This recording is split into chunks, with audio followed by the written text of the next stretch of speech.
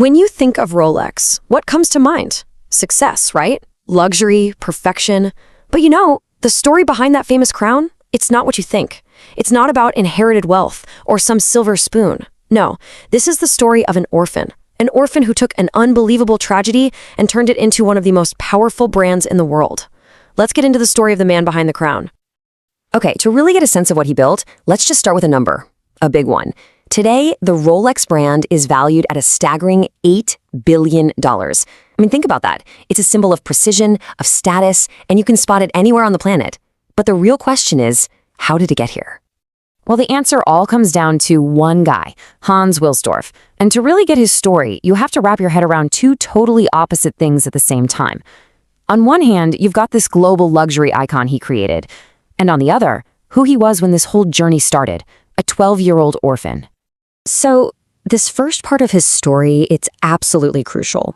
This is where you see that his personal hardship didn't just shape his character, it literally laid the foundation for his entire philosophy on business.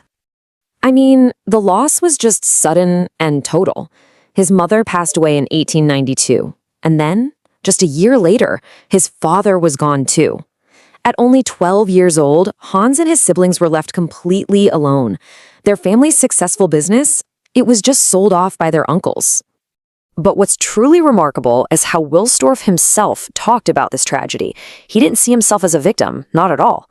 He saw that painful start as the very thing that forced him to become self-reliant, to be meticulous, and to become, obsessed with taking care of his possessions. And that mindset, that's the key to everything that comes next. So after working his way through different apprenticeships and really learning the watch trade in Switzerland, Wilsdorf starts to get this vision. But it was a vision that flew directly in the face of what everyone else in the early 1900s believed was true. You see, at the time, the whole world ran on pocket watches. That was it. They were seen as the only serious, precise, masculine way to tell time. Wristwatches? They were a joke. People saw them as these delicate, unreliable pieces of jewelry for women. Fragile, inaccurate, definitely not for a serious man. But Wilsdorf, he thought pocket watches were incredibly inconvenient. And this quote, this just perfectly shows his conviction. While the rest of the world saw a flimsy novelty, he saw the future. He made this incredibly bold prediction back in 1914, basically betting his entire career on the idea that he could solve the wristwatch's two biggest problems, its inaccuracy and its fragility. So he teams up with his business partner and brother-in-law, Alfred Davis, and they set out not just to make a better watch, but to build a brand that would completely stand for this new vision of telling time. Even the name itself was a stroke of pure genius. He knew he needed something that would work anywhere in the world. So he played around, just combining letters, until, as he told the story, the name Rolex was just whispered to him. Think about it. It was short, easy to say, it looked great on a dial, and it meant absolutely nothing. That made it a perfect empty vessel for all the meaning he was about to pour into it. And he got to work building that meaning right away. In 1914, he tackled that precision problem head-on, earning the first ever chronometer rating for a wristwatch. Bam! A year later, he's facing this massive British export tax, so he makes the game-changing move to Switzerland, cementing the brand's identity forever. And by 1919, he sets up shop in Geneva, the heart of Swiss watchmaking, where Rolex remains to this day. So, here's the crucial point. He had solved the precision problem, but that fragility problem? It was still there. And he became obsessed, absolutely obsessed, with creating a watch case that could protect the delicate movement inside from everything the world could possibly throw at it. But, creating a revolutionary product is one thing. Proving it to a skeptical public, that's a whole other challenge. And this is where Wilsdorf's genius for marketing just truly shines. And in 1926, his obsession finally paid off.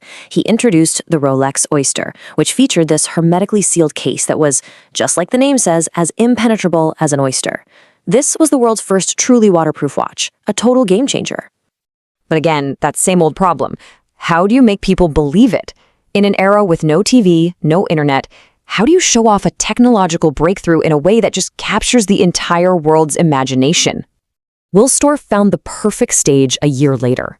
A young English swimmer named Mercedes Gleitz was going to try to swim the English Channel. He convinced her to wear an oyster watch. Now, After more than 10 grueling hours in that freezing cold water, she didn't actually complete the swim, but the watch, it was ticking perfectly. Wilsdorf didn't miss a beat. He took out a full front-page ad in the London Daily Mail, and just like that, Rolex became an international sensation, practically overnight. And this stunt, it basically set the template for all Rolex marketing that followed.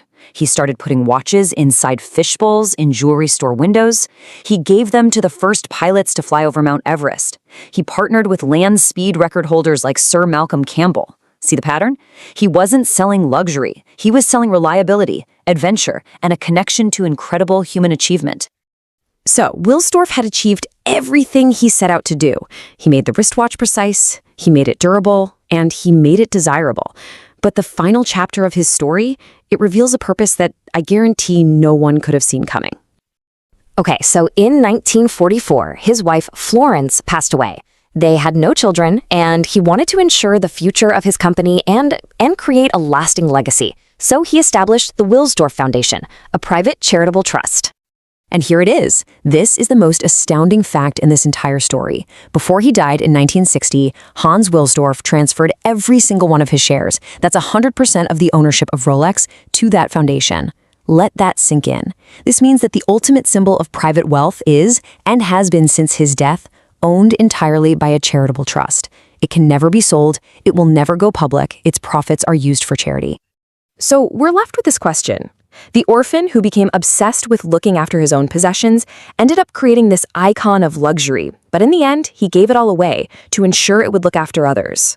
So how does knowing that the ultimate status symbol is secretly a charitable engine, how does that change the way we think about what a brand like Rolex truly represents?